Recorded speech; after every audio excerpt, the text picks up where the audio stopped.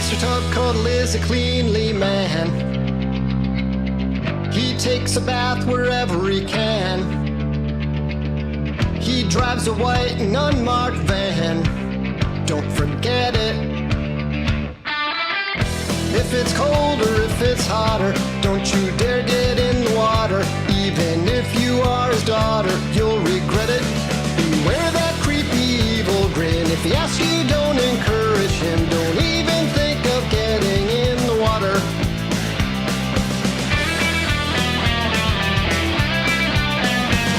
Woo!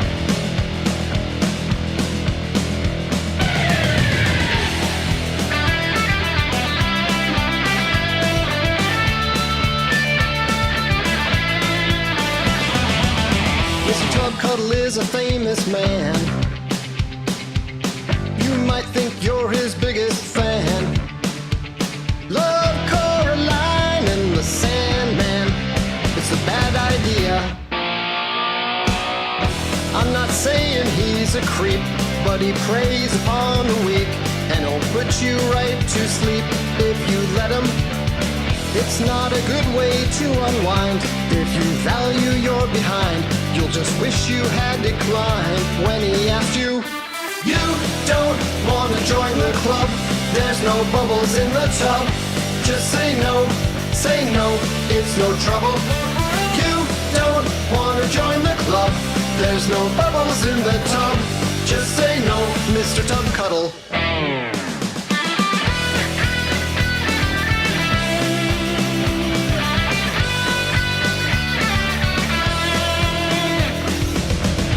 I'm not saying he's the worst. Just don't think that you're the first. He's got a sociopathic thirst. Don't forget it. But if you failed to stay away and found yourself in disarray, don't sign that secret NDA. You'll regret it. You don't want to join the club. There's no bubbles in the tub. Just say no, it's no trouble. You don't want to join the club. There's no bubbles in the tub. Just say no, Mr. Tubcuddle.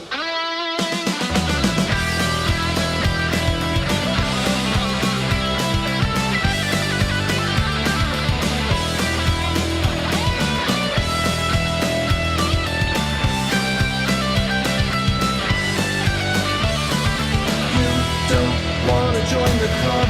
There's no bubbles in the tub. This ain't no Chinese tongue and rub. You should just go down to the pub. Whoa.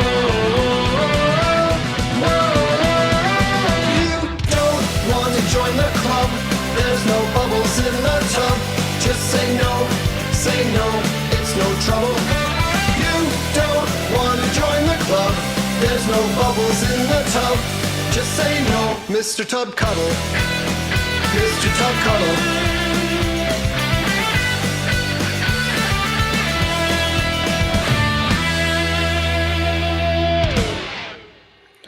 That's right. Just say no to Mr. Tubcuddle. Whoa, that is, I guess my my little thing holding my phone here is saying no to staying put. There we go. Ish. What's up, everybody? Kind of. Hi. I've got some great guests on today, as we're talking about the Neil Gaiman situation and more. As people noted early on, we are not loved by the algorithm here. Jeez, this is a disaster. I had to move my phone because I get phone calls and it actually cuts out my sound. Ah!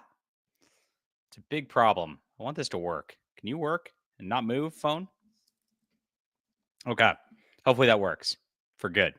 And when it cuts out, I can't hear anything, and I have to actually move my phone and like press the button to clear the call. Otherwise, it stays cut out volume-wise for that entire time. It's really obnoxious, and I don't know how to fix it, and I've never figured out how to fix it this entire time I've been streaming, because I'm not a professional streamer. I'm a professional writer. I write fantasy books, sci-fi books, and of course do my journalism with Fandom Pulse right here. And this is the gentleman who does Fandom Pulse with me. That's right, the Crusader of the Hour. As soon as I find his little intro.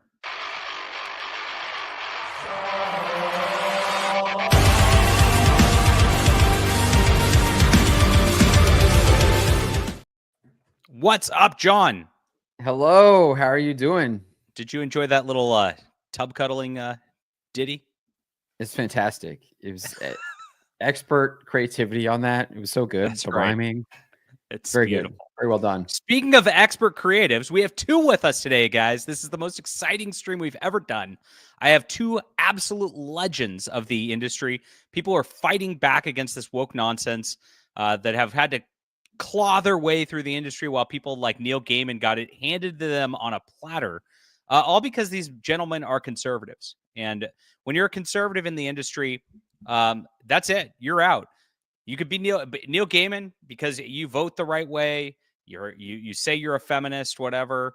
You know, it doesn't matter. You could rape a few people. It's fine. But these are the real villains. Mike Barron and Blaine Pardoe. Isn't it crazy just how that exists at this? Like, this guy has been doing this for decades, and apparently people knew it and covered it up for decades. And yet you're like, hey, I voted for Donald Trump, familiar. And then you get fired. Yeah, boy, I gotta tell you, I had to immerse myself in the subject, and it was a grimy crawl today.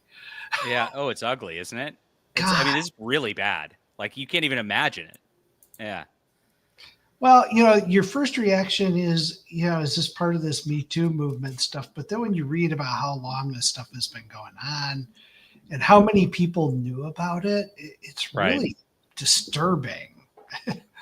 Oh, it is. And you want to talk about the Me Too element of this. It doesn't come from the mainstream, like attacking Neil Gaiman or anything like that. Quite the opposite.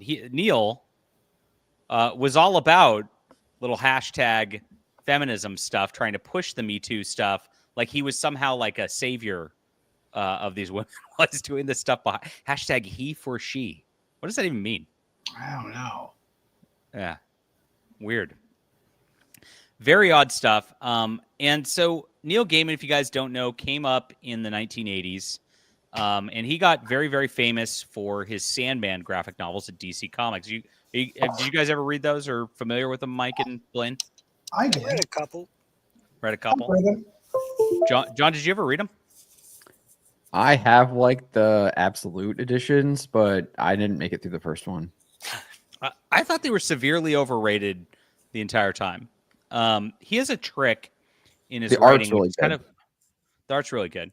He's kind of a one-trick pony in his writing. He has there's always a tall, lanky, socially awkward dude who's the wearing all black, who's the protagonist. Can you imagine who that reminds you of? Who's a tall, lanky guy wearing all black, socially awkward dude is the protagonist.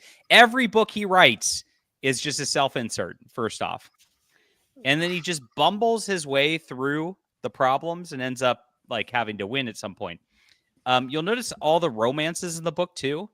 The women are harp on him and are portrayed negatively throughout the entire thing. It's very interesting. You kind of learn a lot about people from reading their writing, believe it or not. Oh, yeah.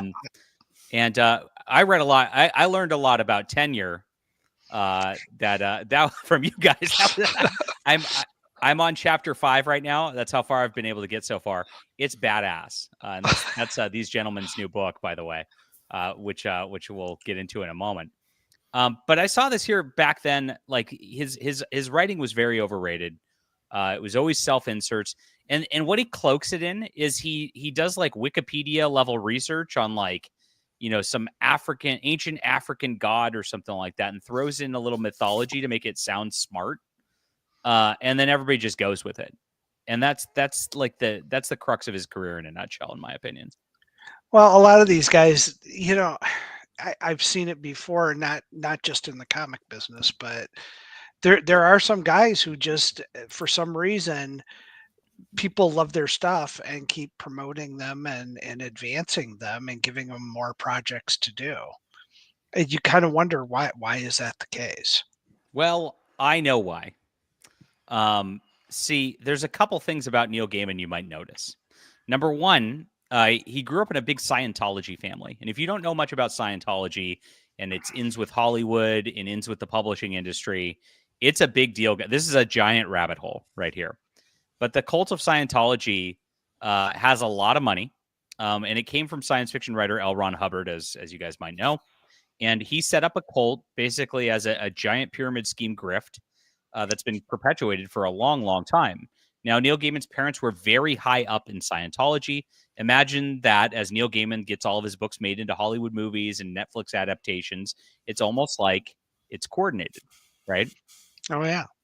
There's also rumors that Scientology goes and actually uses their foundations and the like to buy books of Scientology authors and the like to prop their numbers up so the sales look bigger, to make an inorganic sort of growth out of these people. So he's in there. You know, I know you guys are the social psychology that it looks like this. Everyone else is reading this person. You should read it too. So then you actually get those other sales because people have that kind of FOMO and everything all like that. Exactly. Yeah. Scientology is a big aspect of this. Number two, he's really a self-promoter like I've never seen in my entire life. And I say this as, you know, people are like, you self-promote too much, John. And but he's so good at it and so sneaky at it. If you go into any bookstore and you start looking at fantasy books, they have blurbs. They all have blurbs from Neil Gaiman. Even Battlefield Earth, like the newer editions, the L. Ron Hubbard has a Neil Gaiman blurb on the cover. So you'll just see his name marketed everywhere by things like that. And it's like I've never seen anybody have as many blurbs on a cover. Like, it's a fantastic read. It's like Neil Gaiman as him. It's really wild. So big self-marketer, self-promoter through these circuits. He likes to go out on tour and give these talks like he's a rock star. So he's created this mystique around himself, marketing-wise, which has honestly surpassed the books in a lot of the ways, right? And so those two factors, the self-marketing, the excellent self-promotion techniques, and, you know, got to hand it to him on that front. And then, of course, the Scientology backing just created for a perfect storm that really nobody's seen in the comic book industry. I would say once you get into comic books, like I would say that most comic book people and the like are not the most socially engaged folk I've met. I don't know. Mike, have you met some pretty socially? I guess Rob Liefeld is too. Oh He's yeah, pretty there are He's a lot good of self-promoter. Comic book creators and fans who are at ease in social situations. There are a lot more that aren't. Yeah. As you know, comics attracts a disproportionate share of disturbed personalities, but you could say that about the internet in general. That's fair too. Yeah. Absolutely. And so that's kind of where it came about. Now, I noticed early on, I wrote a thread about this on X, if you guys didn't see it as well. I did a video on it, did a Phantom Pulse article on it that a lot of people are sharing through here. And Fiano's got these gentlemen's new book in here, which is Tenure by Blaine Pardoe and Mike Barron also. These guys are this is their new book. But I did a thread on this. I went into the Sandman content here. And if you start to look at this, again, I talk about the self-inserts in here. There's a part of this where there's an author and a big named socially awkward author who literally has the muse kidnapped. I hope I don't get into trouble for these blurred images there. They're blurred enough, I hope. What would you with me now, Erasmus? Am I now to perform for your amusements? Is this man to be our audience? Sounds a lot like the situation Neil Gaiman's been in. Don't get yourself all worked up. Calliope. Thank you. No, this is Richard Maddock. He's a novelist, or at least he's written one extremely successful first novel and has found himself quite unable to write anything else. Richard, this is Calliope, the youngest of the 9 muses. She was Homer's muse. She ought to be good for you. Calliope, I'm giving you to Richard. You're his now. Richard Maddock, novelist. And here it is. But you said, you told me, you promised me you would free me before you died. You said I could have my freedom.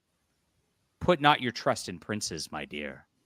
So this is literally about enslaving a woman for a novelist's weird sexual desires. Okay? This is in Sandman. I mean, yeah, you know, it's good. His stuff's going to be picked apart now, you know, much more than it ever has been. Yeah, and I let's see if I can find this. I did an article on this as well on Fandom Pulse a while back before this all broke today. I've been covering this for a while. Here's Fandom Pulse. Make sure to sign up here, guys, if you don't. Like YouTube, again, they don't like our live streams. They kind of suppress us over here. Fandom Pulse is great. Substack is great. John Trent and I work here full time. And so sign up, support us, read here every single day. We're breaking this news before a lot of these mainstream outlets do because they don't actually want to tell the truth about this stuff. That's what it comes down to. So I got into some of this stuff. Here's a little more on Sandman. We have this. I have this place. Pardon me. I can't tell anyone else where it is because, well, you'd all want to go there. It's a great place, like thousands of people. There are always beautiful little children wandering off on their own, getting lost. Always pleased to see somebody friendly, and quiet places to take them to, even in the middle of crowds where no one will disturb you before you're finished. Ugh. And what's great, the people who run the place always hush it up. They don't want anyone to know that I'm there either. They don't want people going to stop. That's weird. What did you just say? They don't want people going to stop. They don't want people to stop going. Sorry, I'm bad at this, John. Yeah, it makes me wonder if this guy spent time at P. Diddy's. Very interesting. Or Harvey Weinstein's, definitely. Yeah. Now, this is interesting. He wrote a forward to a Michael Moorcock Elric book also. He loves to write forwards. And this is a weird situation, too. Like, he wrote this whole forward. It doesn't have anything to do with, like, it's a fake story about a kid who likes Michael Moorcock books. And it's just a story, like a short story.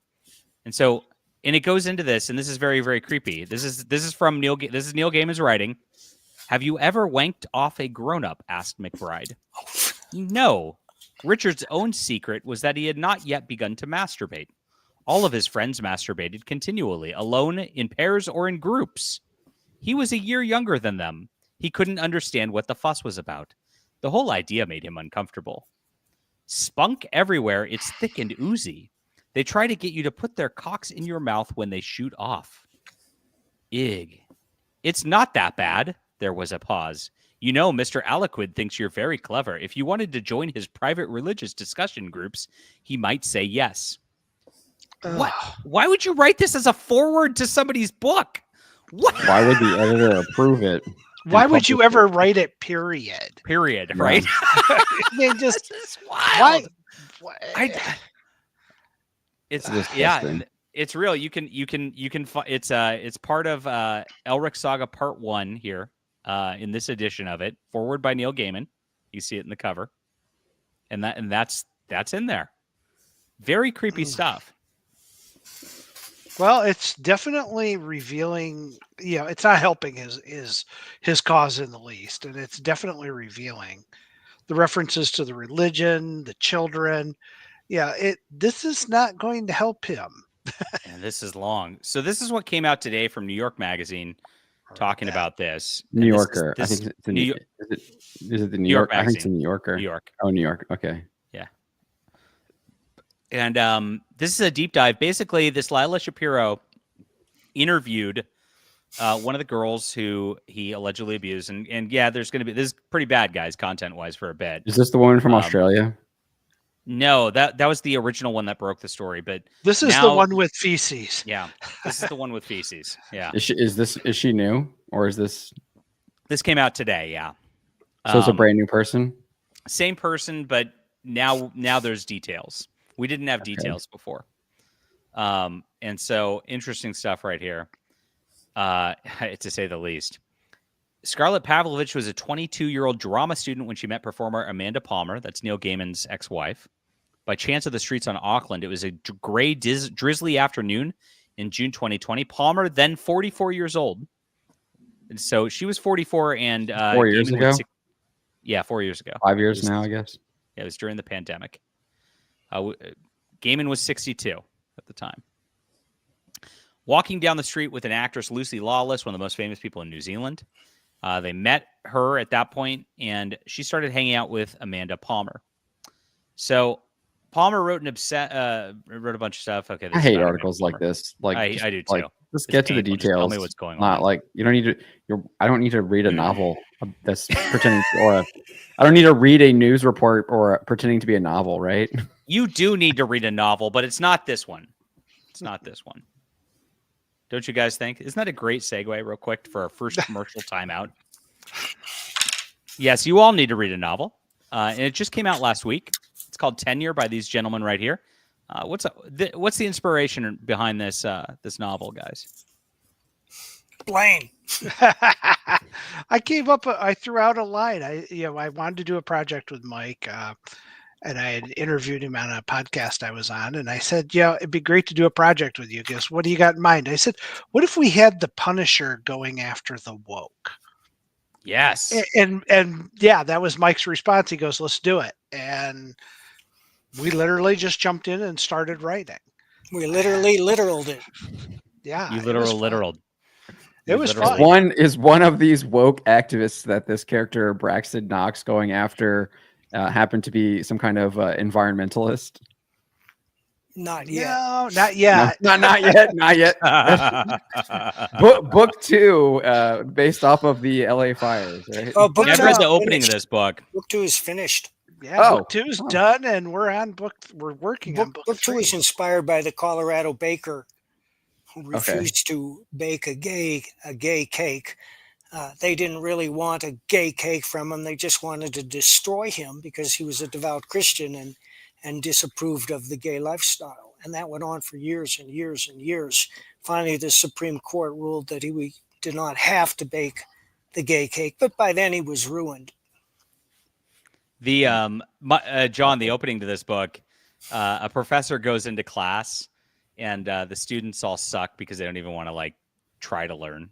And so he gets frustrated. One of the students starts mouthing off to him, and he goes, "Miss blah blah blah, like, you know, this is not the case here." And then she goes, "What did you call me?" And he's like, "I didn't call you anything. I was talking about your reaction to this." "You called me miss.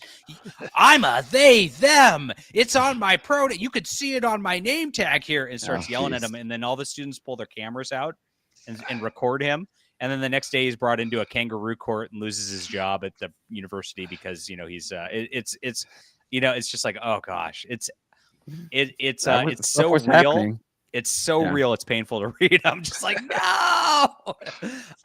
And that's kind of like what starts this off. This guy has to deal with these idiot pronoun people. So, it's a lot of fun. So check it out, guys. It's in the description. It's also in the chat here. If you guys want to grab it, as you can see, I picked up the audiobook. I listen on my drives. I'll be listening on my drive today after we get off here, and I have to go pick up my kids from school. That's what I listen to on the way to pick them up. So it's perfect. So check it out, my friends. Thank you so much for supporting our friends, supporting good cultural content. This is the alternative.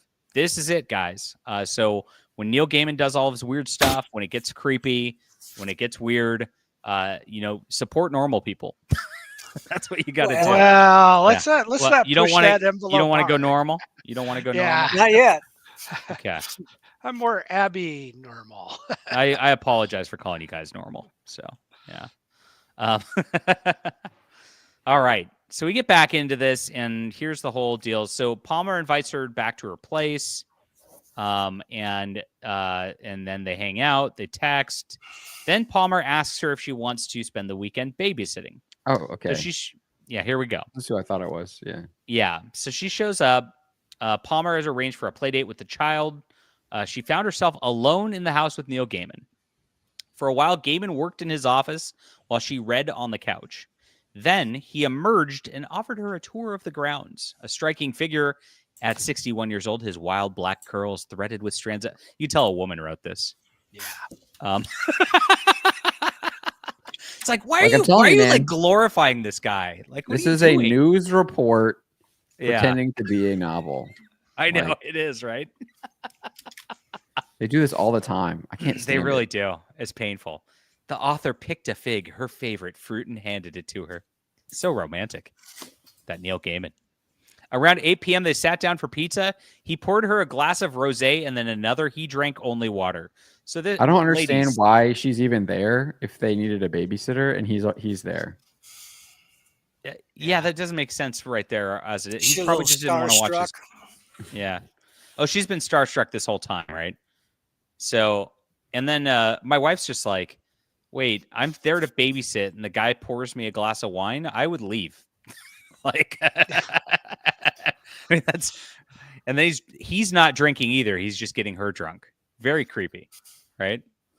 They made awkward conversation about New Zealand and COVID. She had never read any of his work. She was anxious to make a good impression. After she'd cleaned up their plates, Gaiman noted there was still time before they would have to pick his son up from the play date. I have a thought, she recalls him saying. Why don't you have a bath in the beautiful claw bathtub in the garden? It's absolutely enchanting. I had no idea pickup lines like that worked.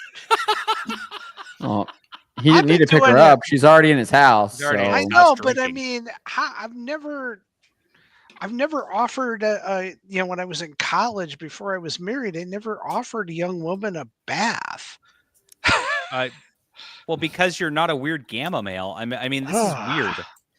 I mean, that's a weird thing. This is not like, it's creepy. Any woman would find this creepy. Yeah, well, it's amazing that she just kind of went along with that.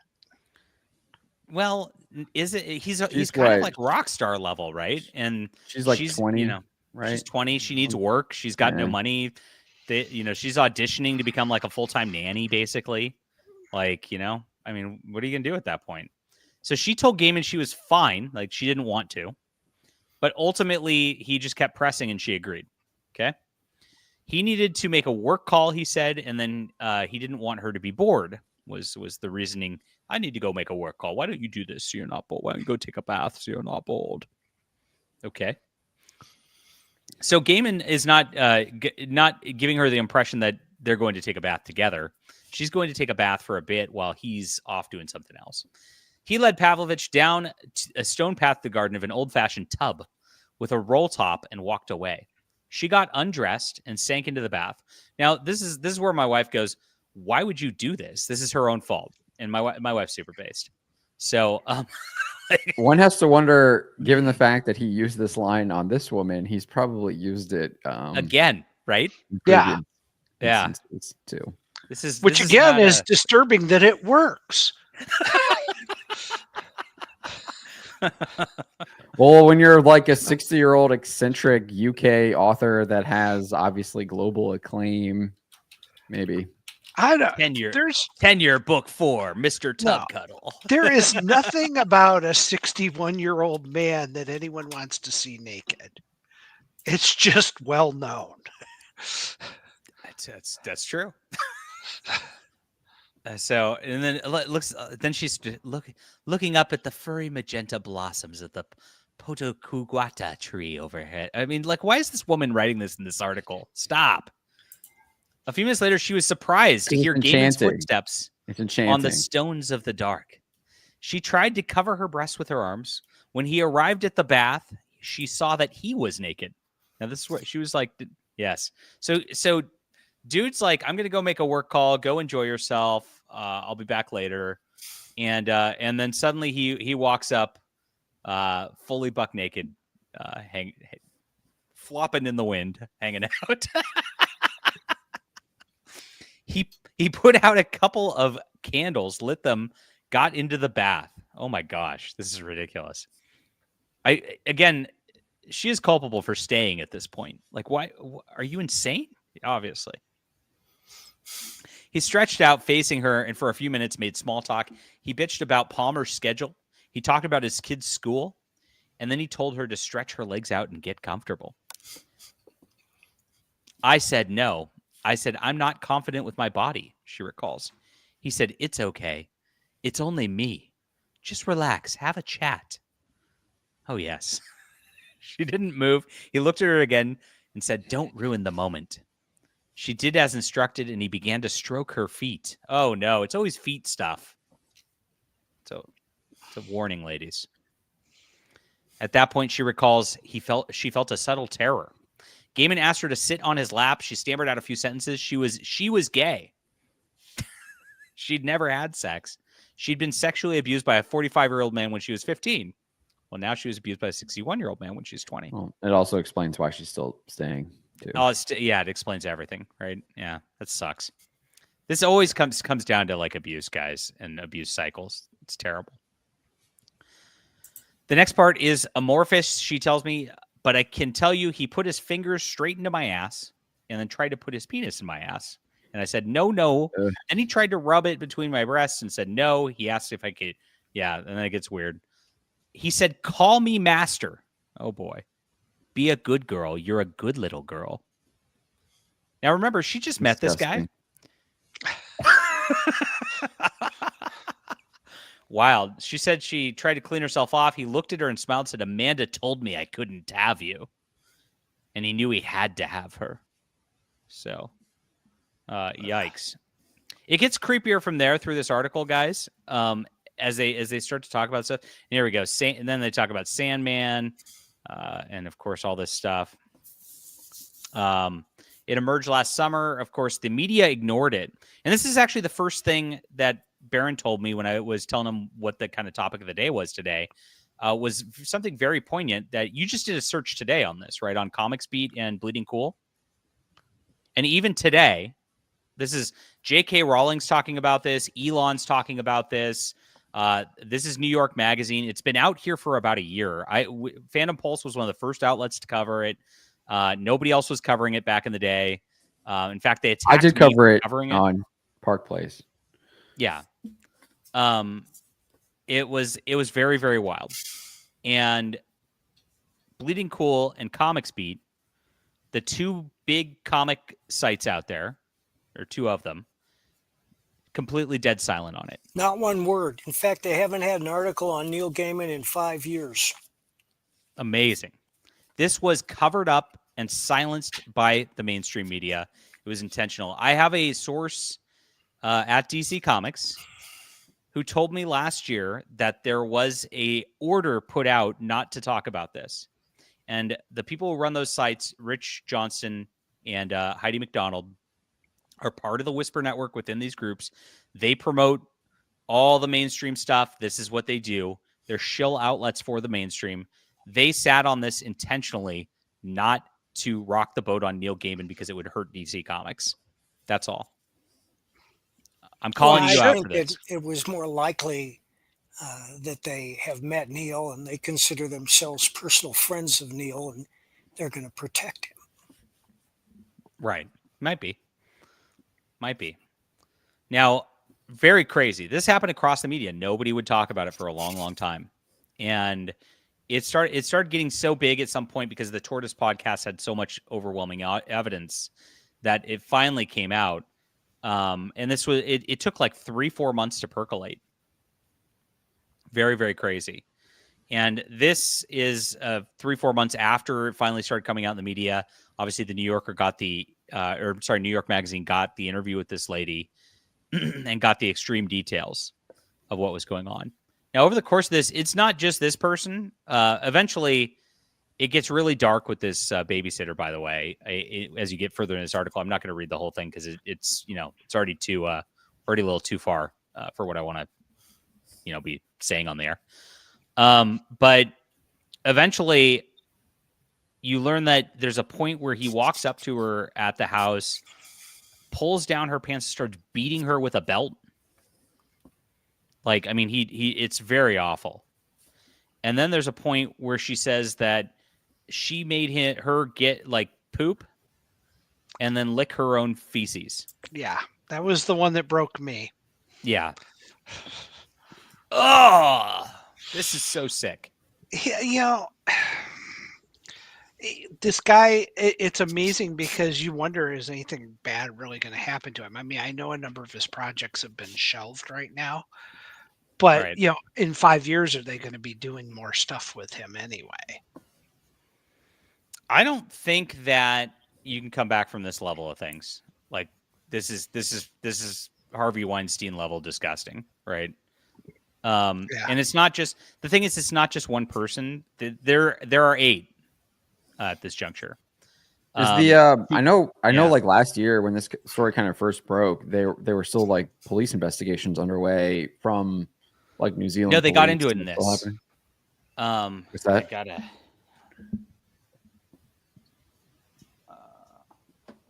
Sorry, guys. I What? got the call again. He's gone. Oh,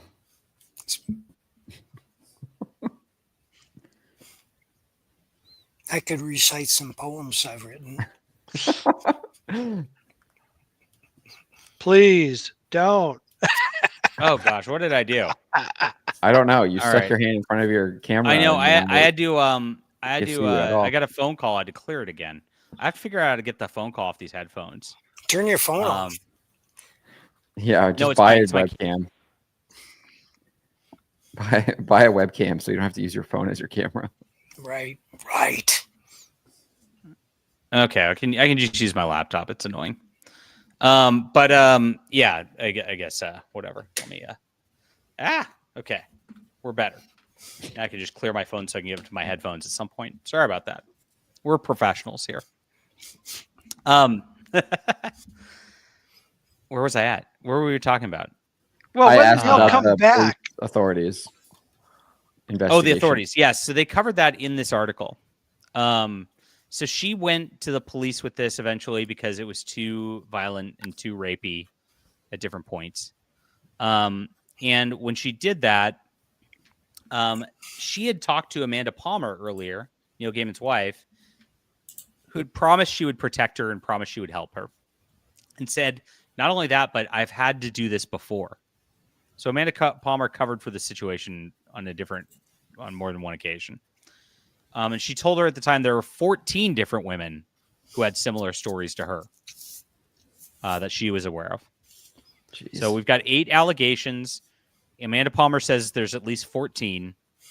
I think we're still 14 others. 14. You're right. Yes, 15 total. Yeah. So this is a lot, and I think we just scratched the tip of the iceberg here.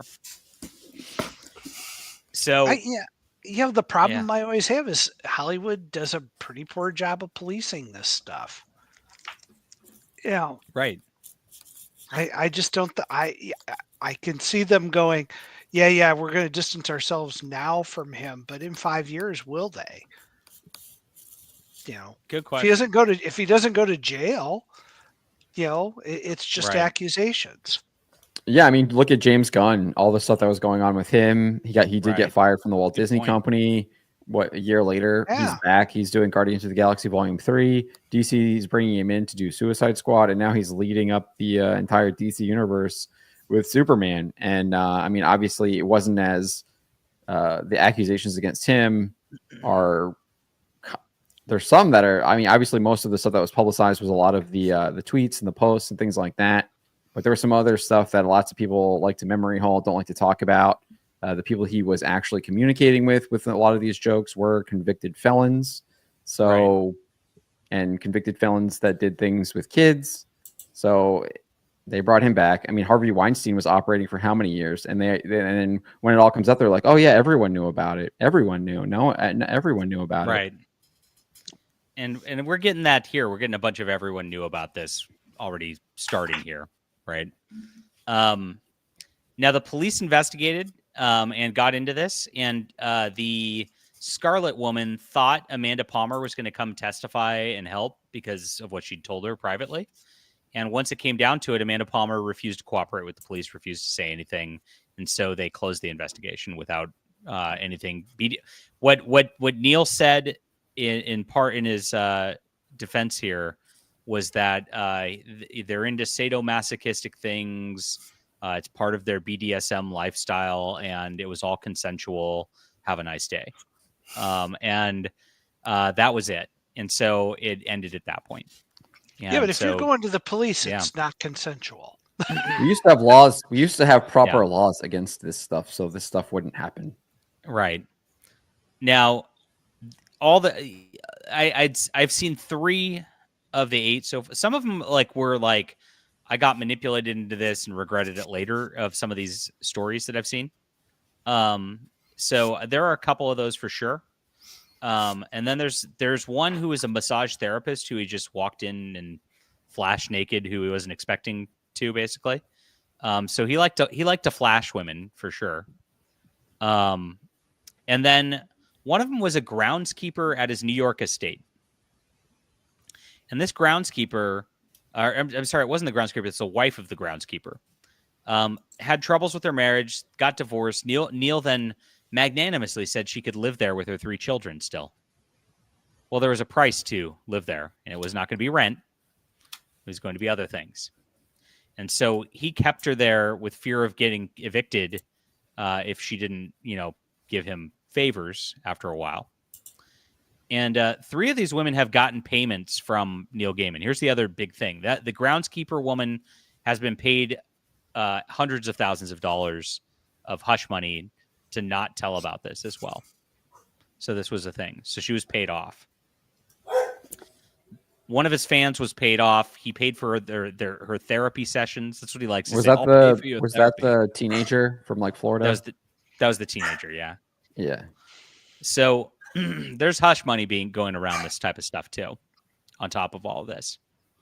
And then that was the other big one. I think that's frankly the worst one, because if you are holding somebody hostage and blackmailing where they live, and they've got children, you're in a bad, that's really bad. And I'm pretty sure that's illegal as well. It's got to be, right? It's extortion. It's extortion. That's criminal. So we'll see what happens with that one. But he did pay her off too, right? So I don't know what. Didn't he when all this first came out? Didn't he flee somewhere? He made sure he wasn't in the United States or something. I think he's not in the United States. I thought he was in the UK. Yeah. He's in New Zealand. Is what? So he's got a residence in the UK, in New York, and New Zealand. And I'm pretty sure he's not in the United States right now. He has been absent from social media, completely gone. And we found there was a bot campaign in late July, August last year on X and trying to push Neil Gaiman's new Sandman series is great on Netflix. Just posting things like that to try to SEO his name, search engine optimize, so that it would be about his work and not about this story going on. And he's hired a crisis management firm that's worked with a lot of crazy folk out there as well for PR. And so they attempted to get him back online. And actually, one of his people posted to a site called Zitter. Have you heard of this? Zitter? No. It's one of those I got off Twitter and this is a Mastodon instance sort of things. It was prior to Blue Sky. It was Blue Sky prior to Blue Sky. So, yeah, it's one of those. And so they posted over there, and they had to turn off comments and delete comments because they were getting savaged so much, just trying to talk about a book coming out or something. So he's to the point where he's can't post anywhere. He can't go anywhere. He's canceled public appearances during this spot. He's gone. He's off the grid. It's tearing me up. Yeah. Gee, that's horrible. It's cheering me up. Oh, I can't. I don't know if I could endure that. Yeah. Wow. I guess that's punishment enough for a guy like him. Yeah. With his millions of dollars, whatever he's doing, right? So yeah.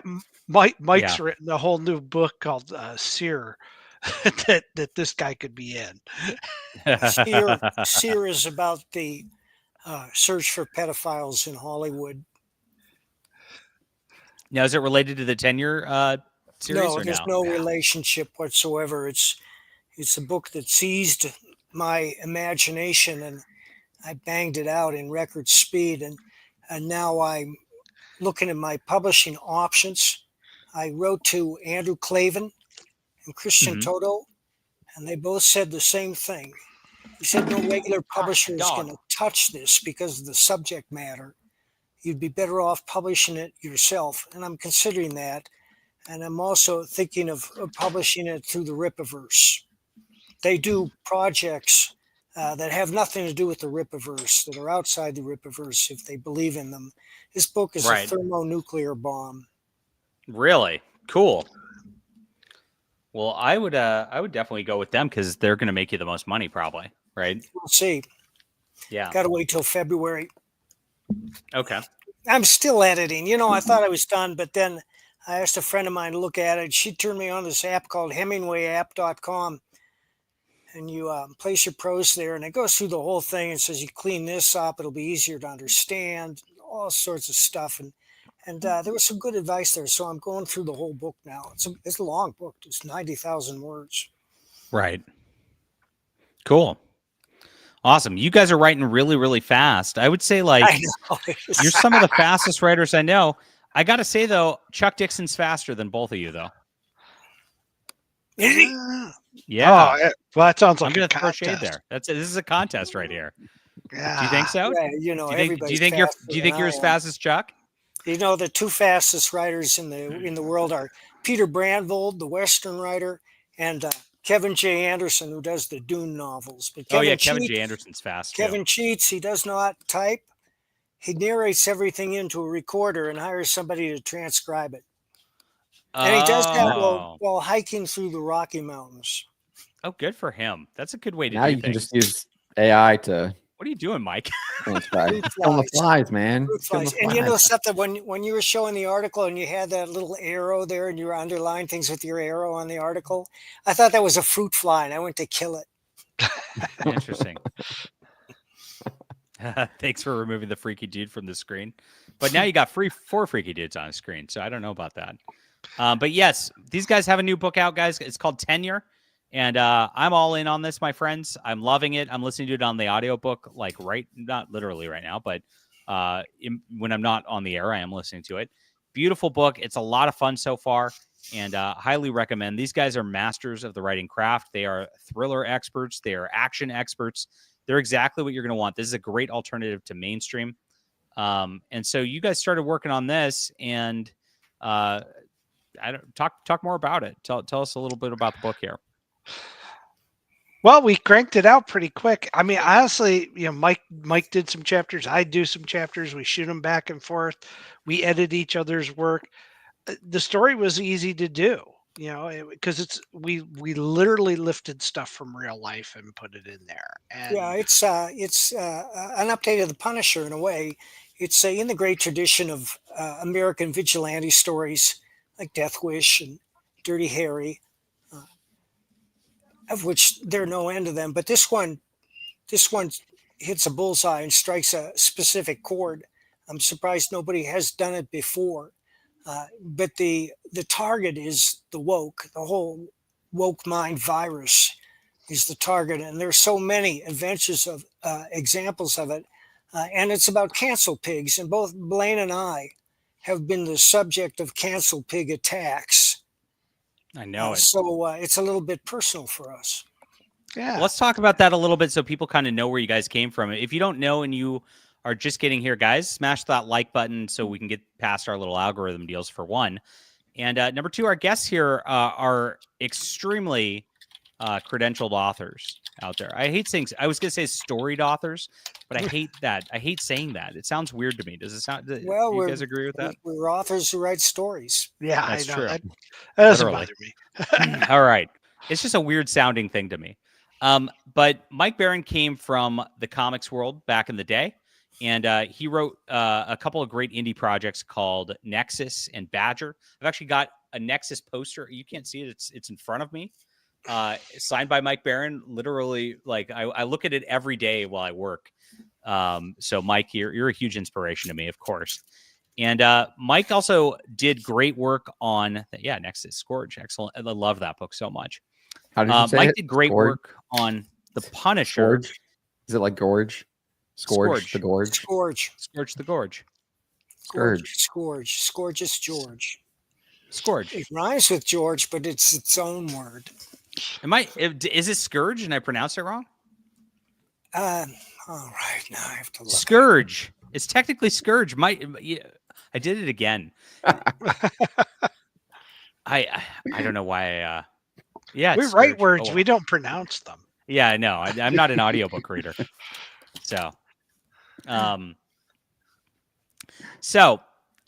he did great work on Punisher as well. Really developed the Punisher character. Flash. And also the Flash, Wally West. brought Wally West to life and does not get a lot of credit. These companies do not give Baron credit whatsoever. They barely reprint his work. They don't really talk about it. They ignore it. And do you think that's intentional, Mike? Like that you're kind of erased? No, I think honestly that it was so long ago that they bring in a whole bunch of new editors and writers who have not read my work. They probably haven't read many books from that era. They haven't probably read any comics whatsoever, judging from the writing. Yeah, probably true. And then Blaine here, guys, comes from a little property called Battletech, or if you're gamers, you might know it from Mech Warrior. And Blaine did a bunch of novelizations, a bunch of the lore writing back in the day that built this entire awesome world of this mech universe. And so these are honestly like two of the heaviest hitting writers you're going to find on the internet who are with us here today. Now, Blaine's story of cancellation is one of the worst out there. And it happened, actually not too long ago, just a couple years ago. And I came across him on this channel. I had him on at the time after I saw you on my friend Razorfist channel. And I was like, I'm going to take up the cause for this man forever, because it's terrible what you endured with the company here. They threw you under the bus because somebody was stalking you, basically. Yeah, the woke are a force of nature in many respects. They just come and they're ravenous beasts. They don't care about the truth. They don't care about reality. They craft their own narrative and push it out there. And a lot of publishers just fold for it. It's easier for them to just give in than to say, look, we're entertainment companies. We produce a lot of content. They just don't do that. And, you tend to pay the price. Yeah, absolutely. But incidentally, I mean, it's really scary when you get canceled. I've been canceled quite a bit. And you guys have too. When you're in the thick of it, I have to say it's one of the most frightening experiences probably of life. You're just like, oh my gosh, like I'm losing my friends. I'm losing colleagues I've worked with for years. I'm losing my revenue streams. Like, at what moment did you guys decide I'm going to fight this and I'm not just going to lay down and just accept it?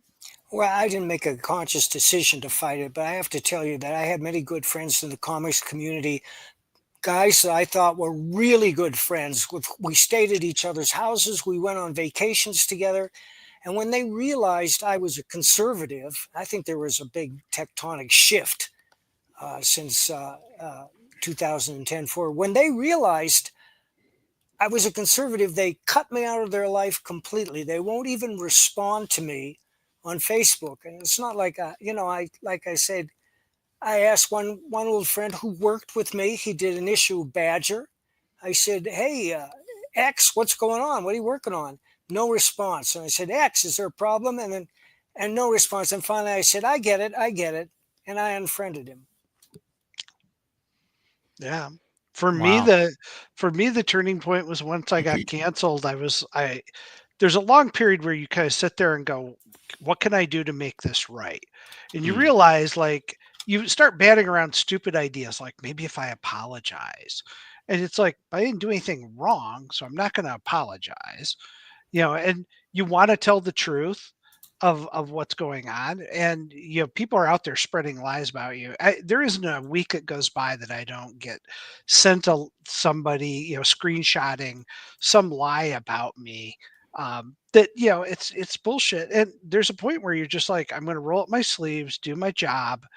If they're not going to let me write Battletech, I'll go create my own mech universe, and I'm going to do it with hookers and blackjack, and I'm going to go off and have fun doing it. And I'd rather do that than have to cater to the woke crowd. And I love that. And Mike did the same thing. He basically created his own kind of Punisher character in Private American and just crushed it with it. Everybody loved the book.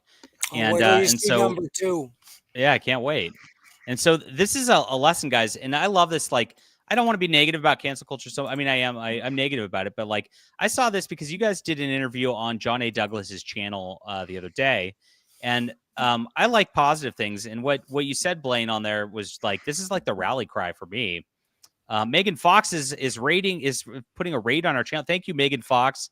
we're talking about the Neil Gaiman situation out here, guys, right now. I've got 2 canceled conservative authors here. We're pop culture, gaming, science fiction, fantasy channel over here. And I hope you'll enjoy us if you're coming over from Megan Fox. Thank you so much. Megan's been one of my best friends for years and is a wonderful, wonderful journalist. I appreciate her being there and supporting us. She's awesome. So she's great. I've interviewed with her. She's wonderful. Yeah. What you said was really, really nice. And this is what I like to hear, because I love seeing people stand up against cancel culture and actually fight against it and win. It's inspirational, and it likes for the audience here. It's like, you don't have to be scared anymore. You don't have to worry. We can stand together, and there's more of us than there are of them. And I think that message is so important. And you said on John Douglas's channel that your wife basically was like, she loved it that you got canceled, and she said you're making more money and you've got better fans. Yeah, and so that's it. It's true. Honestly, it's been. I'm now associating with a lot of different writers. This weekend our book was getting throttled promotional wise on some of the social media stuff. Larry Correia jumped in, Razorfist jumped in, and they promoted it. The warfare against conservatives is out there all the time, but I'm hanging with a better class of friend now who are actual friends, and I'm doing stuff that I want to do. Right. Mike and I are writing a whole new Punisher kind of vibe here with Tenure, and there's no end to the stuff we're going to do in this series. The book's selling well. It's the audiobook's #2 on the political thrillers bestseller list already. We're just having a good time, and the guys over at Wargate are great to work with. Nick and Jason. I've met so many fantastic authors who helped along the way, who I help, and Mike being obviously one of those.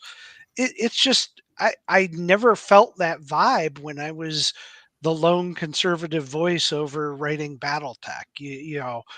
It was, you were the scourge, you were the problem, Right. and so let them go have their fun. They're got their little universe, and ours is going to just beat the hell out of them over time.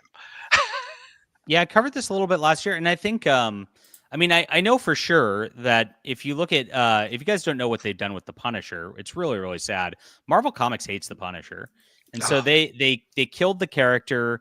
They sent him to hell. And if you don't know the Punisher's background, like, the whole deal is, bad guys killed his family, and he's getting revenge because the cops just won't do it. And so they actually had his wife disavow him in hell. It was really, really sick. So Mike made this beautiful book here called Private American. And I guarantee you, they Marvel put out a new Punisher. It got canceled in like 6 issues. Mike, you made over 100K on this book, right? No, but we did make very close. Over 80. Over 80. And also, Huge. if you want the book, you can get this at baroncomics.com. Baroncomics.com. You get all my books there, including Florida Man, Nexus, and Bronze Star. And I have to say that Pat Broderick is blazing his way through the second Bronze Star. It's going to blow your mind. Private American is way off. I just finished the script, but I'm very happy with it. I don't let anything out of the house unless it's a home run these days, and I have not for over 10 years now. Anything I release for the public, I'm really proud of. Excellent. And it, like I said, it's doing better than Marvel Comics Punisher. It just goes to show, and this is the same thing with Blaine. Blaine's Land and Sea story, which is his mech books, which I'm loving on audiobook too. Super fun. Good. His Land and Sea books are so good, and they're crushing it. If you look at the reviews, if you look at the Amazon ranks, every time he puts out a new book, it just lights up readers, and people buy it like crazy. Then I look at the new Battletech books by these weird woke dudes who want to turn mechs into I don't know, they, them, lesbians, trans allegories, and they don't sell. They're not moving units. They're just on Amazon. It's like they put them up there as it's almost like it's a vanity press for them to be like, oh, somebody published me to write Battletech, so I can say that I did this. It almost feels like that's all it is. They used to call self-publishing a vanity press, but now it's the opposite. Mainstream publishing is not where you make money. It's where you get, quote, accolades and award nominations, and it's all for your own vanity. And then self-publishing or going with small publishers sort of thing seems to be where you actually make money in writing these days.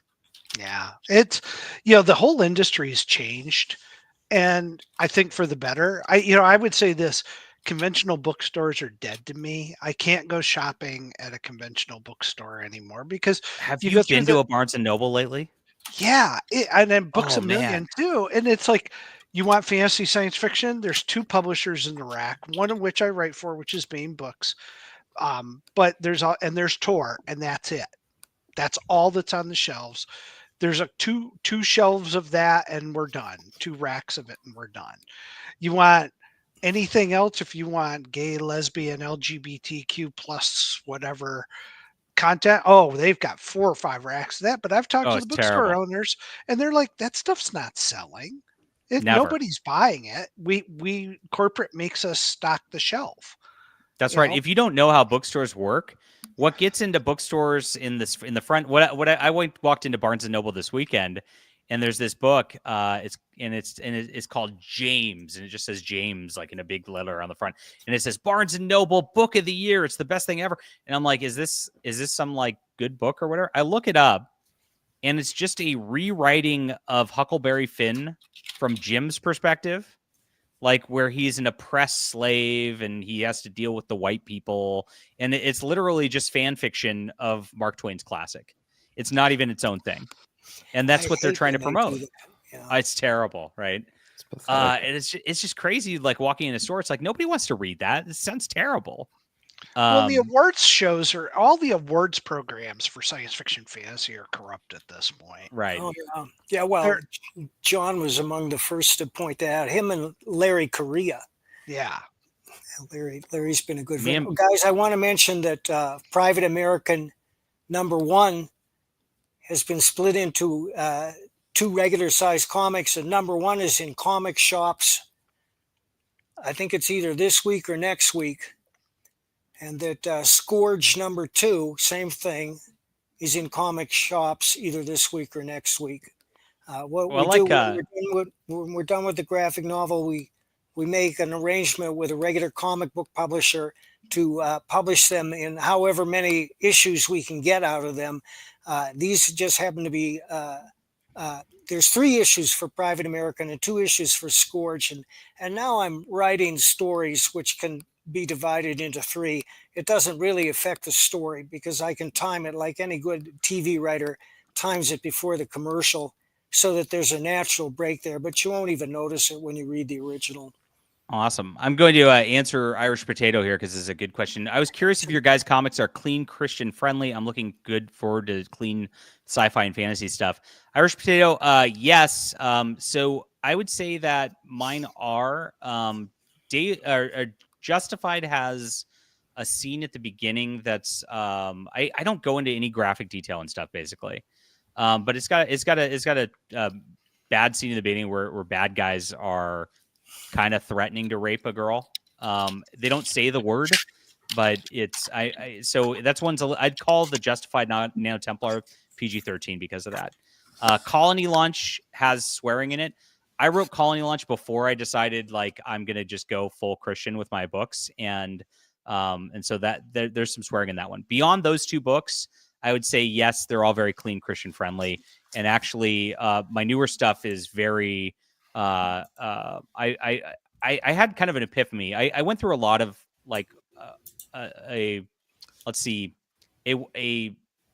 transformation like a lot of people had when it's like when we first got into this, it was like we just don't want to do woke stuff and we hate the woke stuff, right? And so what we're going to do is I want to make my books politics free, right? And I had that thought to begin with. And then I realized, like, well, what am I doing if I'm not bringing glory to God with my creations? Then am I really doing anything important whatsoever? And I sat with that thought for a long, long time. And then I was like, you know what? I'm just going to go for it. And I am going to just like, tell the truth, which is the gospel of Jesus Christ in everything I do. And so I had to go through that transformation as an author. And of course, the newer stuff's more geared towards that. And most of it's pretty clean already, except for, like I said, Colony Launch has some swearing in it.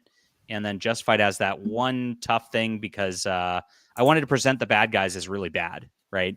And that's what I did in that. As far as these guys' books, I'll have to let them answer their own deal here. My stuff has violence and swearing. I because you encounter it in That's the real true. world. Yes. Yeah. So I wouldn't recommend Land and Sea for like kids, but if they're like 15, I'd say okay. Is that fair? Yeah, there's Yeah. no gratuitous sex anywhere in there. It's military sci-fi. There's not a lot of place to have sex in military sci-fi unless you're trying to turn it into something else. And tenure, by its very nature, if when you hear the words the Wait. You don't have pregnant female warriors in your books? No, I'm sorry to disappoint you. I didn't realize that was one of your criteria. No, I don't do that. I have women characters, but they're strong women characters, and that's the way it is. Tenure, the clue there is it is the Punisher type thing, so you have to be prepared that there's going to be some justice dealt out, and some of that is violent. Yeah, they go a little more violent than I do in my virtue books. too, For sure. so that's not against Christian teaching, right? Right, but I don't want somebody to buy it and go, "Oh, I thought it was going to be gentle." No, we're not. Our main character Braxton Knox is not offering hugs to the woke. He's It's offering a kind, gentle Punisher. Yes. Yeah. So yes, I'd call them PG-13. I guess. I mean, I wouldn't like having read these guys' books. I don't see anything that you don't see in a Marvel movie. And I'd say my stuff's a little dialed back from that. I mean, I don't think I go too gory and stuff, but still around that PG-13 level, I'd say. Depending, and PG-13 is such a wild category at this point too. It's like it's hard to say, right? Just ask me if you have a question about a specific book. I love talking to readers, so and I think all these guys feel the same thing. If you have a question about, hey, should my 12-year-old read this book? All of us would love to talk to you for sure, 100%. So, but you guys mentioned Larry Correia, and this is the best thing I've ever seen. This is like a happy moment this morning. The guy is absolutely the world's greatest troll.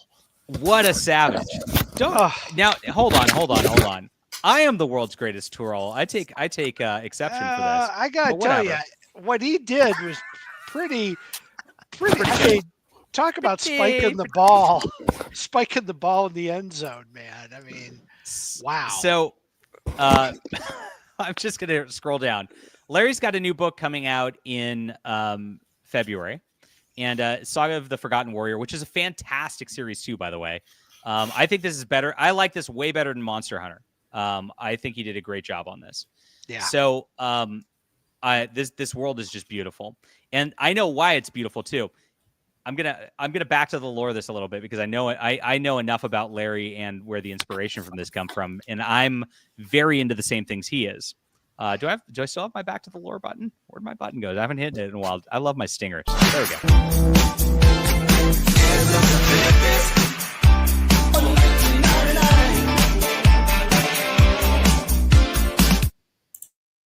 You're right. I should have done a bubble bath live stream to talk about the Gaiman thing. That would have been amazing. That would have been the ultimate. Now, this draws a lot of inspiration from a RPG called Legend of the Five Rings. Blaine, have you come across that in your days? Yep. I am the world's biggest Legend of the Five Rings fan, so loved it. I'm building a fantasy setting based on. I'm years off of this because I've got too much to do right now, but I'm going to build a nice, deep fantasy setting. Once I'm comfortable with my setting, that's when I'm going to start doing things that's going to be kind of in line with that, because Legend of the Five Rings is like a samurai-based thing. Eventually, Dungeons and Dragons took it over. They called it Oriental Adventures. Yeah. Then they canceled their own products because Oriental is bad or something. And now they say they were racist against Japanese people, which is absolutely not the case, as Legend of the Five Rings is like a love letter to Japanese people. So it doesn't make sense. So Great stuff. Larry is a big Legend of the Five Rings player, and there's a lot of Legend of the Five Rings elements thrown into his fantasy setting as well, which just speaks to my heart. So that's this epic fantasy setting where this starts with Son of the Black Sword, which is the first book in this series. This one's concluding. I read that back in 2015 when it came out. It's 2025. Book 6 is concluding this year. So Larry literally wrote an entire epic fantasy series in 10 years, the decade, in which George R.R. Martin has not put out one book for his Game of Thrones series. and to be completely clear, Larry, this wasn't the only thing Larry was writing during that period. Correct. True. He was cranking out other books. Amazing. John A. Douglas TV in here work- says Suffa George. Suffa Bish. Yes. Thank TV, you. TV work Johnny takes up a Douglas. lot of time, though. A lot of time producing all those HBO shows that never come to fruition. That's what he said. Well, you got to show the dedication that he wrote in this book. Okay. This is what we're going to get to. I'm building it up for everybody. Okay. So there we are. So Larry, so this is now in advanced review copy stage. So bigger publishers put out copies to review copies. For some reason, I'm not on the Bain Books advanced review copy list as like one of the biggest influencers in science fiction. Bain Books needs to get on that because it's ridiculous. But that's another story. This came out because of the dedication of the book at the very beginning of the book to George R.R. Martin. See, it's not that hard. Oh, no. Oh, no. Well, if you've been watching Twitter, and I advise you guys follow Larry on Twitter. I have a great Larry story because when I started writing some books with Bain, they said, we're going to show you our social media guidelines. And that turned me off almost instantly. But the very first line is, you are not Larry Correia. Wait. So Bain has social media guidelines for their authors? Yeah. And they showed it. Hold on. Are you forced to follow them or are you? No. They just tell it's just guidelines. Okay. It's just a guideline. And the first line is, you're not Larry Correia. Because Larry goes, if somebody says something about Larry that he doesn't like, Larry goes after them. Oh, I know. Oh yeah. And he's freaking relentless. Uh-huh. And he put this up this weekend, and it's been great because all of these diehard butt kissing George R.R. Martin fans have been trying to pounce on Larry, and Larry doesn't just let it roll off his back. He goes right at them. I mean, just right at them over and over and over again. Larry literally will take somebody going after him and wear them out to the point where they just are like, look, I'm going to shut my account off for a while. I can't deal with this. And Larry's tribe that he's developed, especially with the Monster Hunter fans and stuff, they pile on. It is the most fun you can have on X, I swear to God, is to follow Larry. Excellent. Now, I just recorded a video of this right before we went on the live stream because I think this is a great video too. I love dunking on George R.R. Martin because, guys, he's a woke leftist weirdo who engaged in cancel culture super hard. If you look at one of Larry's first responses on this, actually was somebody's like, "You've been crying over him since 2015," and Larry says he was a giant asshole to a bunch of my friends. And since then, his lazy Uber screwed up his entire generation of new authors because burned readers wouldn't try unfinished series. And those are both true. Like, you guys don't remember that in a lot of people, I'm not saying you guys necessarily, a lot of people don't remember 2015, 2016, when the Hugo Awards were basically getting some people fighting back with Vox Day, Larry Correia, Sarah Hoyt, Brad Torgerson, and others. That George R.R. Martin went out there and virtue signaled and wrote blogs trashing them, just attacked them relentlessly, decided to just throw his very girthy weight around. George R.R. Martin's very girthy. And he just was a total shill for Tor Books and the establishment trying to tear everybody else down. And so this was very much true. And George R.R. Martin totally deserved criticism he gets for that. 100%. He whines all the time about politics on his blog. Oh, Constantly. he said last year that he's not writing Winds of Truth or whatever it is. Because of Winter. Nazis. Yeah. Yeah. Because of the He'll literal Nazis. Yeah. It's, oh show my us. gosh. Hey guys, I gotta oh my gosh. bail out, or my dogs Excellent. will eat me. My dogs will eat No me. worries, Mike. All right, carry on. Thanks for having me on. Anytime, Mike. Thanks Good for to see joining us, you. Mike. See you guys.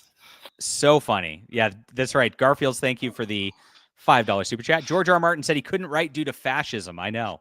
It's going to get even worse in 2025 for him. He also told told us that he wanted to be chained to a volcano, a cabin inside a volcano, until he would finish the book, and he clearly did not do that.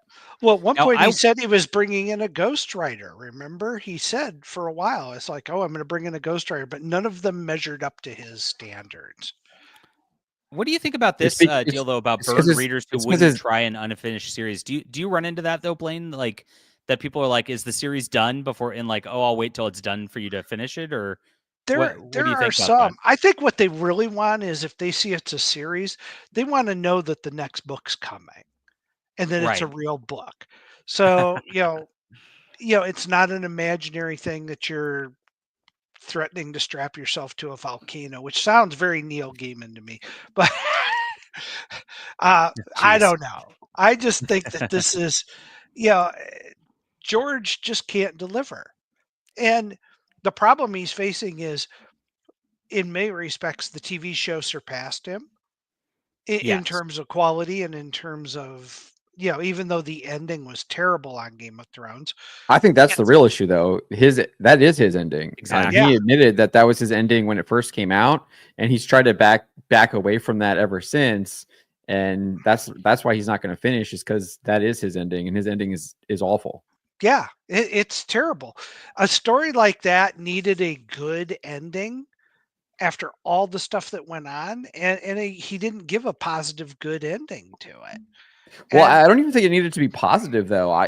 My theory has always been obviously the Night King isn't really in his books or whatever, but in the show, it should have been the Night King just killing everyone, and it ends up being like a tragedy. All of their ego, their pride, all of their kind of sins that all these people commit, whether it's lust, whatever, they fail to actually come together to have unity, and that's their ultimate failing, because they were all doing all these other things, and so they end up freezing in hell, like Dante's Inferno. Yeah, it was a lame solution, and he's now boxed himself. He knows that no matter what he puts out now, the expectations are so high that whatever he puts out is going to be a failure. It will be mocked on the internet and torn apart. It's totally tough. Totally tough. And that's his ego. Yeah. And my whole thing is just write the damn book. If he was writing 200, I put this out today. If he was writing 200 words a day, which is hardly anything, this, John. If he was doing 200 words a day, he would have written 3 or 4 novels in the last 10 years. It's ridiculous. And that's what I do. I make sure that even when I'm very, very busy, look, I got 3 kids and one of them's a newborn. And so, and I'm trying to do Phantom Pulse with Trent here for our news sites. We're trying to do YouTube, trying to run other businesses too. I still make sure no matter what, I get at least 500 words done a day, because 500 words, you could do that in 20 minutes. And if I only have 20 minutes, at least I got that 500. Like, I just push it forward like a football going down the field just a little bit. It's a game of inches, right? His book is done. His book is done. And it's never gonna be published, because his ending is garbage. And I think the way you saying that, people already like mocked that ending, said it was awful, and from the television show, what was the petition? 8 million people wanted them to redo it or something like that. Signed it to show how awful it was. Like, it's like one of the biggest pop culture petitions I've ever seen, because everyone unanimously hated the ending, and I think that's exactly the reason why we'll never see that book. And it is finished, because I mean, we know he can write, right? Like, he wrote all the other novels, all this stuff. Like, the idea that he's just like can't finish it or whatever is just ridiculous. Not John Dager, thank you for the $10 super chat. Appreciate it, brother. I'm cautious about starting a book series without knowing if it will end. I try to put out a trilogy. What I try to do is write a trilogy before I even release it at this point. And that way, even if I plan on continuing it, I've got kind of a solid basis to where it feels concluded enough. I almost never like I learned this actually like when I was listening to Brandon Sanderson's writing excuses early on, is that you don't ever want to like just solve every single thread just in case you want to write another book. And so you might want to leave some threads open, you leave some potential for a new series or things like that. But you want to leave the audience also feeling like they've got a complete story and a complete product. And I work on that every single time. Now, Blaine, you've got a new book Tenure out. Would you say, and you guys are working on book 2 and book 3? I guess book 2's done. What does this feel like a complete story when you read it? Like, Yeah, what's it's a what's the complete thought on this? story. It's a complete story, and at the end is the hook for the next book. And so you realize, okay, the story's going to go on. This is one of those things where there's no end to this because each book stands on its own. With Land and Sea, the story kind of builds off of each one, but you can pick up a book and be alone. And that what I've done is self-enclosed trilogies within the 9-book series that's there. There's self-enclosed trilogies that are in there, and then there's some standalone books between them. So you have to kind of look at it. Our primary goal here, Mike makes a big point of this all the time. Our primary goal here is to entertain. It's not to make Absolutely. money. This is all about entertaining. So you have to kind of go, I want someone when they buy the book to go, all right, I got the complete story. If I want to stop here, I'm good. If I'm curious enough, I will go to the next book, and the next book will be a self-concluding story with a hook at the end to the next book. I really wanted to pay Cool. homage to those Mac Bolan books, The Executioner. Those were like Absolutely. a lot of the inspiration behind Tenure was to recapture that. And the old pulp way of doing things where you do tell a complete story and then send the hook to the next book. I mean, that's also what made comics too. That's why Amazing Spider-Man became Amazing Spider-Man. You'd read the whole thing, you'd feel good about it, you finish it, and then the last page or two would be like, but there's this brewing in the background with Dr. Octopus, right? And then you'd be excited for the next month's installment. It's Right. really a great way to do things. I agree. So, Drake, thank you for being a channel member for 36 months and being my buddy. I appreciate you being there as usual. Yeah, crazy stuff. Now, this is not all that's going on in culture. If you guys don't know, John Trent and I run Fandom Pulse on Substack, and this Fandom Pulse is where you get all this news, and where all the information that's been dropping about Neil Gaiman. Actually, we've been having it here for a lot of it. All the stuff on Brandon Sanderson that's been coming out and his descent into wokeness, which is really sad, is also here on Substack. We're covering everything in science fiction and fantasy that we possibly can find. John Scalzi's descent too. I don't know if you know Blaine, but he's quitting blogging. Like he's passed it off to his daughter, and so that's over. And so now, I saw that. I saw that on your website actually. And so we're covering it. Nobody else covers this stuff. It's really weird. And so we're covering the news from a base perspective, from actually trying to promote, and we do stuff. I mean, if you look at this article here on Tenure, I mean, we're trying to do positive stuff to influence the culture and promote base books like Tenure as well. So sign up, guys. Don't miss Fandom Pulse as well, because this is where a lot of stuff's going.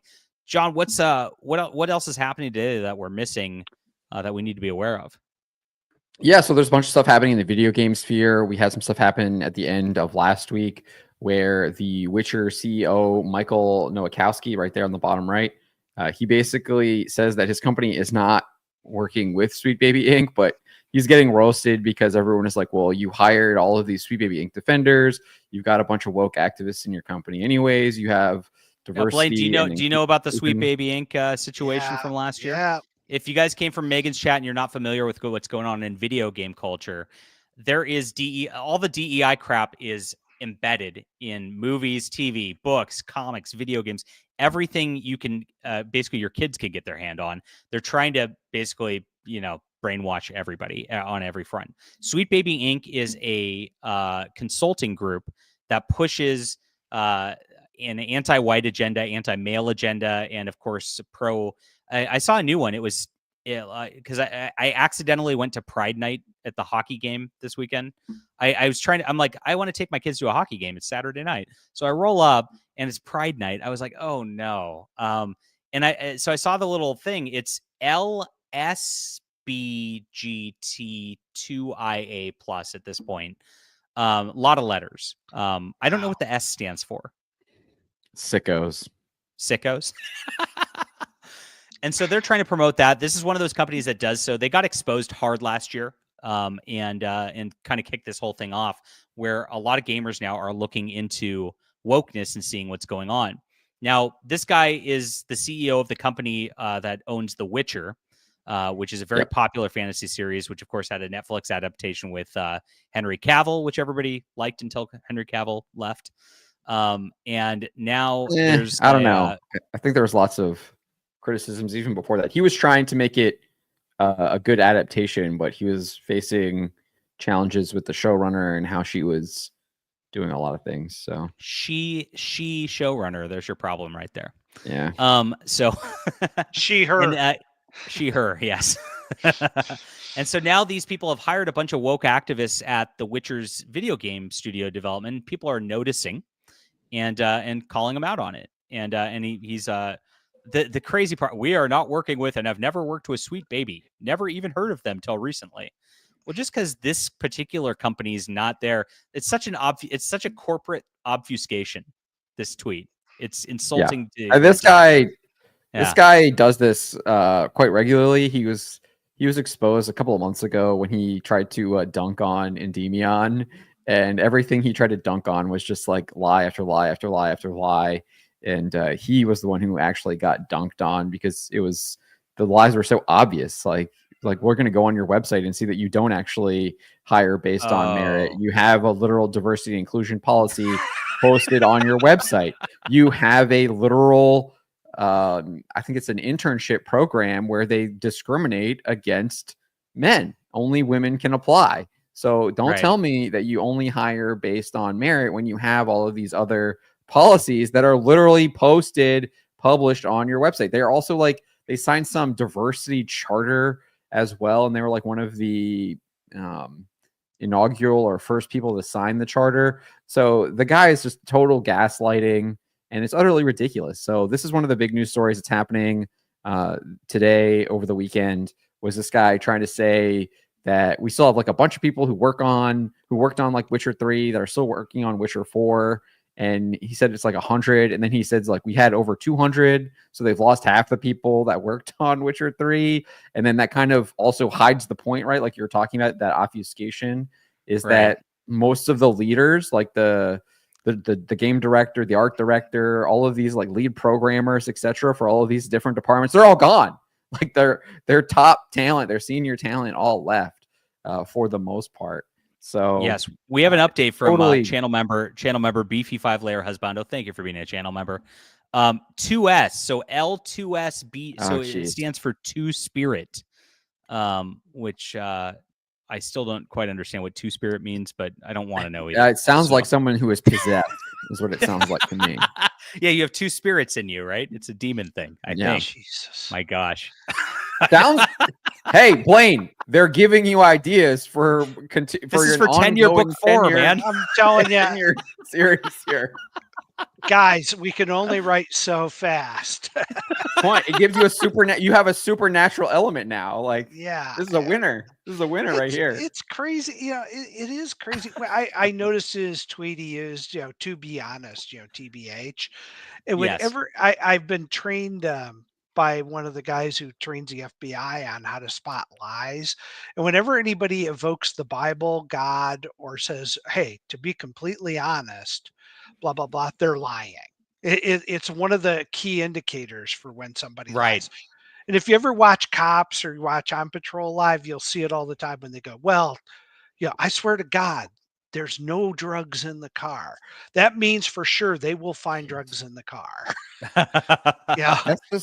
That's not only do they have the drugs in the car, but then they're basically blaspheming Christ at the same time. It's like, stop while you're ahead, man. They do it all the time. And so when he says something like, TBH, it's like, okay, why'd you throw that in there? You're trying to establish a level of credibility that isn't there. Yeah, it seems like it. That to be honest is always one of those the triggers. The other one, that when they argue with you directly and you say something and then they say, So what you're saying is, and then they follow it with what you're not saying, right? Straw man. Obvious straw man there. Oh yeah. Oh, it's painful. But that's exactly what this professor deals with in Tenure to start the book. To be honest, he to be honest, geez. See, now you're gonna be watching it. Oh no, but it's exactly what this professor starts with. He's just dealing with people who are being disingenuous, who have been brainwashed, who can't think for themselves. It's rough. And it starts out like, I mean, before he gets into the woke stuff, he starts, you see this degradation of American culture where we're at that point over the last few years where nothing works, you know? And he goes to a Wendy's and he can't even get, you know, the order that he wants. And it's, you know, he starts out with that, like, you know, he has a no good, very bad day. Right. Bridges are falling apart. It's the inspiration for that was Falling Down. The movie Falling Down was just, it's a brilliant masterpiece that when you saw it 20 years ago, you said, I can't understand this guy. Now you watch it and you go, oh my God, I'm living that. You know, it's that level of frustration that we all have. We're seeing it firsthand with what's going on in LA too, and how this total incompetence.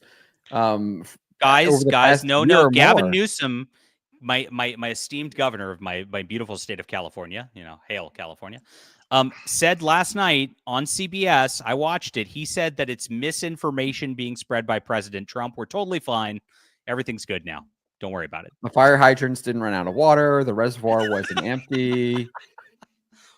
Like, oh man, it was so painful to watch that interview, John. I was like, they didn't have like the airplanes. They cut the budget. Like, I mean, it's just all this stuff adds up. It adds up, and when things hit the fan, like, and you don't have that stuff, like, you see what happens.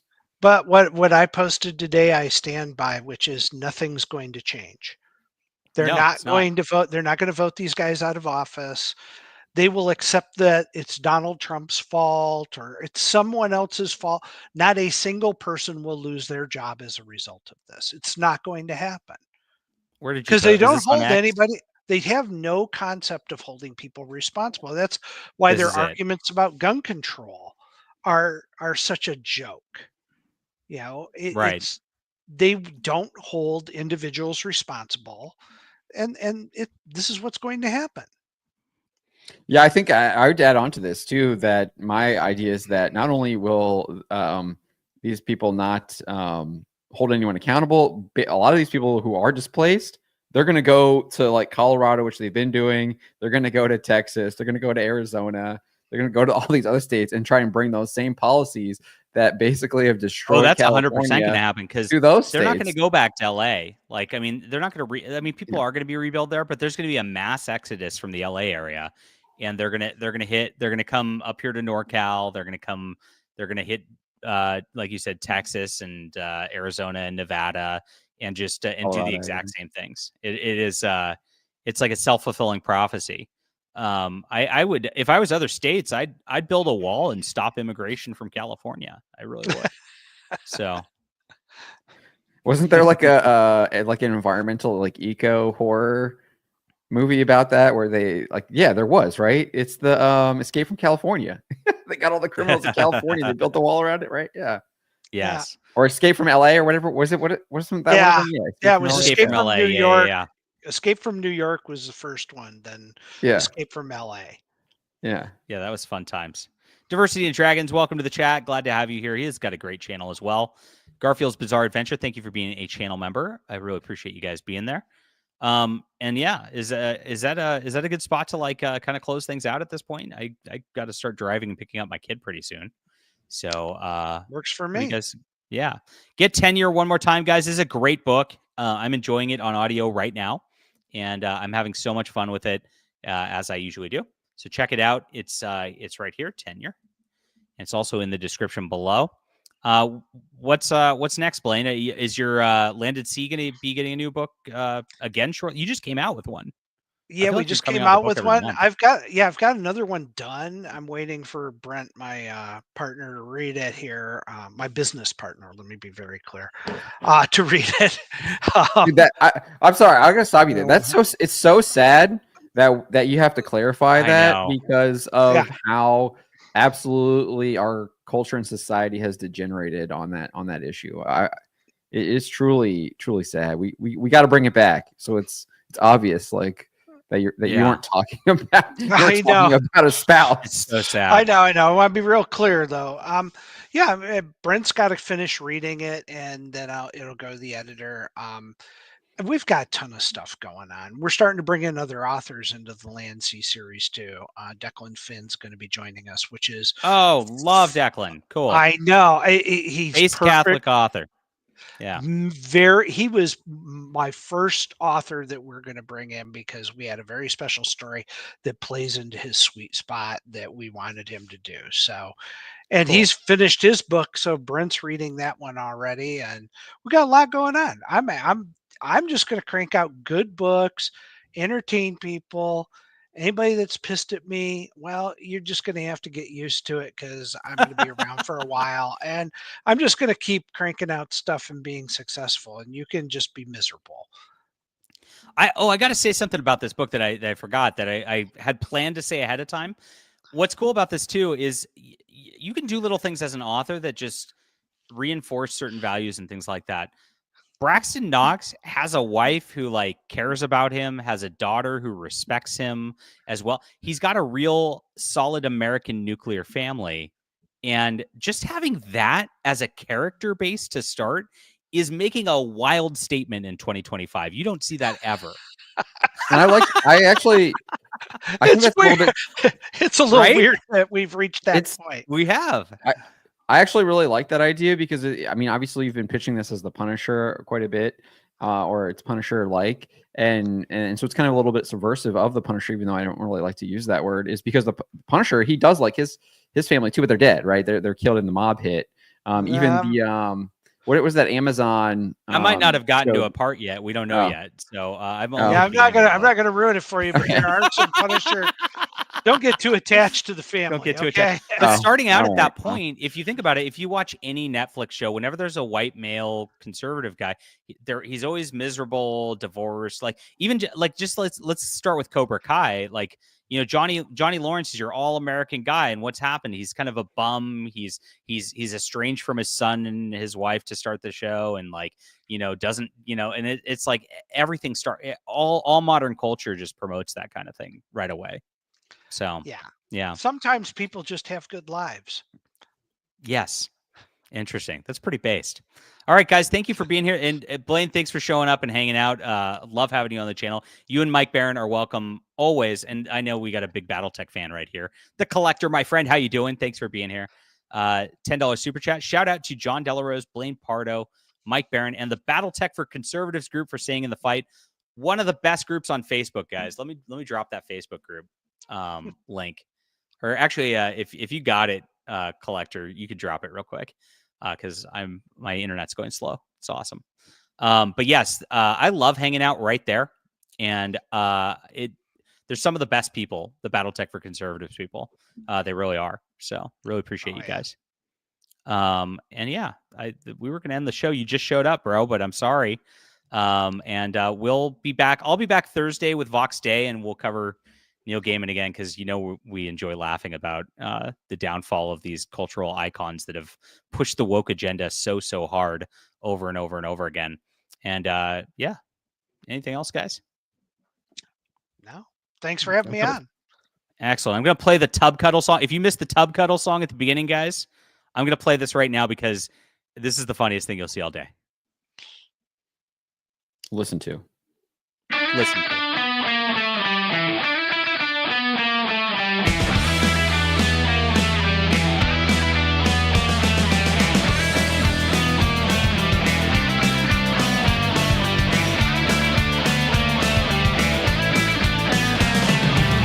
Mr. Tub Cuddle is a cleanly man. He takes a bath wherever he can. He drives a white and unmarked van. Don't forget it. If it's cold or if it's hotter, don't you dare get in the water. Even if you are his daughter, you'll regret it. Beware that creepy evil grin. If he asks you, don't encourage him.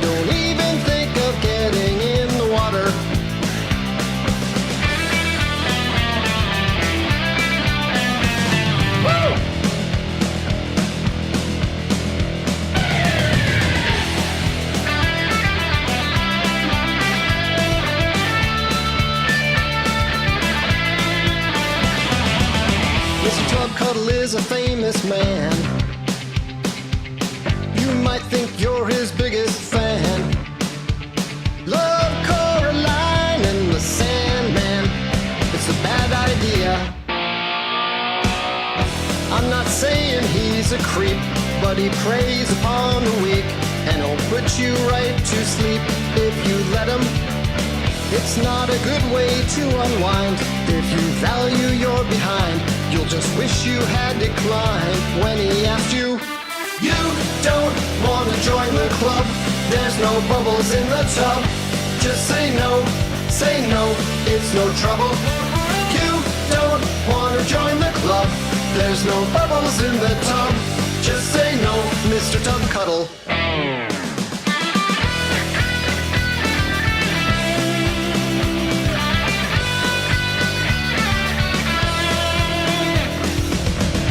I'm not saying he's the worst. Just don't think that you're the first. He's got a sociopathic thirst. Don't forget it. But if you failed to stay away and found yourself in disarray, don't sign that secret NDA. You'll regret it. You don't want to join the club. There's no bubbles in the tub. Just say no, it's no trouble. You don't want to join the club. There's no bubbles in the tub. Just say no, Mr. Tub Cuddle.